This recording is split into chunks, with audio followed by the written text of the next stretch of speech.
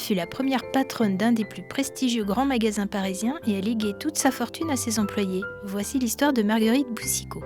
Marguerite Guérin quitte son village de Saône-et-Loire à 11 ans et arrive à Paris où elle sera blanchisseuse 12 heures par jour, puis crémière. À 19 ans, elle rencontre Aristide Boucicaut, jeune chef de rayon dans un magasin de nouveautés, qui voit tout de suite en elle une alliée venant du même monde que lui. Bien avant les grandes enseignes parisiennes, Printemps en 1865 et Samaritaine en 1870, Aristide Boucicaut s'associe au frère Vidot, propriétaire d'un magasin de nouveautés, Le Bon Marché, en 1852 et développe avec Marguerite le concept du premier grand magasin en France.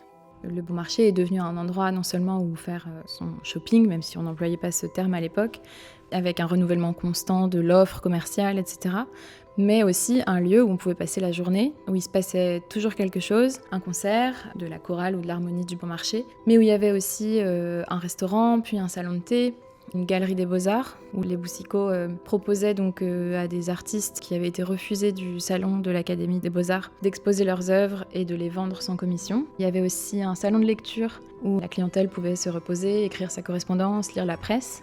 Marguerite Boucicaut apparaît tantôt comme une femme au foyer discrète dans l'ombre de son mari, tantôt comme l'éminence grise de ce dernier, instigatrice d'innovation et veillant au bon fonctionnement de la discipline de fer imposée aux employés du magasin. Donc elle effectue des passages réguliers dans les rayons du magasin, particulièrement auprès des vendeuses, auxquelles elle aime répéter que le client n'est pas un gêneur. Une des rares citations de Marguerite Boucicaut qui nous est parvenue, je vous en donne lecture, en parlant du client. « Nous ne lui faisons pas une faveur en le servant, c'est lui qui nous en fait une en nous donnant l'occasion de réaliser ses désirs. » À la mort de son mari en 1877, Marguerite Boucicaut devient à 63 ans millionnaire à la tête d'une entreprise florissante où travaillent 3000 personnes et qui génère un chiffre d'affaires de 88 millions de francs, somme absolument colossale.